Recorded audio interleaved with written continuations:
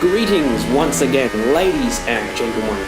Welcome to round 2 of PRL Season 11. Fantastic. That was the fastest lap. We're here in Sakia, Bahrain. I had pole, but Danny eclipsed me. It's her second pole in a row to start the season here. We grab a front row lockout for the team though, which is exactly what I'm after. Stuart lines up in P3. He'll of course be a threat into turn 1. Let's see what happens as the lights go out now. And it's a fantastic start. Once again from Danny. She's just absolutely destroying us off the line. Almost every event so far. Completely unchallenged into turn 1. I had to be a bit more defensive. However, there was a big gaggle behind, compromising each other, so I wasn't too put out by the manoeuvres, and I maintained second position with Danny Rocks and I escaping at the front as a team. However, by lap 5 it was time to initiate my 2-stop. Stuart followed me in, also on a 2-stop I presume. However, Danny was going for a 1-stop, so we obviously undercut her. She went 3 laps longer on her super softs, went on to mediums, which I assure you are mediums despite them looking red as I look next to me and see her tyres on the car. So that's a glitch by the game. However, this is where it went wrong for us as a team. I tried to let her through so I could be a rear gunner. However, she didn't have the grip yet on those tyres. I was going too slow for Stuart. He spun me out. I don't think either of us had that investigated. It was just unlucky really. Talking of bad luck, that is a 5-second stop and go penalty. I had no prior warnings. Just going over that curb gave me this horrific penalty, which meant I had such a long sit in this pit lane. I had to change the wing, endure the penalty, and all of this was earlier than I originally intended. I had to go onto the mediums.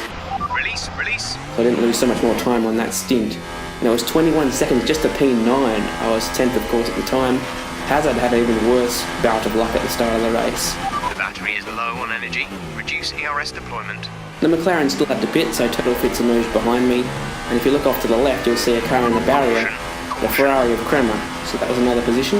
And as I mentioned, the other McLaren, Craig, now had to make his pit stop.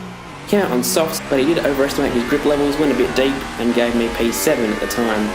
We go past the lapped Force India, and you can just see how much more grip and confidence the McLaren has at this point.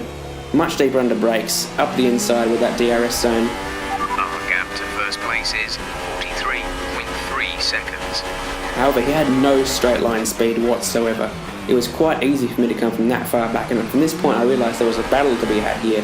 I thought I might as well let him go, get after Bungie and see if anything would happen in terms of the scraps. However, just like the previous lap, down the inside at this secondary DRS zone, and it was actually going to become quite a fun battle for a few laps. Exactly like last lap, a carbon copy, big DRS pull, bit of ERS as well, and down the inside into turn 1. This lasted for about 5 laps I'd say. I know Craig enjoyed it, he said so after the race. Despite how this ended, I'm sure some of you are aware that one of us did not finish this race. The gap to the car behind is 3.2 seconds. Anyhow, spoiler alert, as we go back past the McLaren into turn 1, pretty much a carbon copy once again. Nothing different happening. Bungie probably enjoying this as he gets away in front, probably holding each other up. Be careful, we think you're going to start losing some tyre grip around now. But Stuart will not enjoy that retirement. He was running well ahead of us on track. We'll go past him in a few corners' time. He of course had a podium in round 1, as has us as the fastest lap, indicating he had some pace in that Mercedes. So Stuart out, that's big for the championship picture, especially for Danny, as I came second in round 1, I'm well down. There's the Sauber by the way of Stuart off to the side. Must have hit the curb I would imagine. Anyhow, back to the race at hand, and that's the McLaren really close behind. This time he's learnt his lesson and not passed me earlier in the lap. He's using the longer DRS straight to hopefully make the move from McLaren's perspective. However, he can't quite make it happen, so clearly I have a bit less downforce. He has a bit more drag. But the next lap he was even closer. He had a better run out of the last turn. Down the inside, this time I went quite deep. I had to turn away from the corner at one point, and onto that curb was not the optimal line at all. And a clip to the rear of the McLaren would see me out of the race, just like that. Right. Engine off. And unfortunately, we'll have a look from his perspective, it was lag. He did not feel this contact. Just listen. Nothing at all.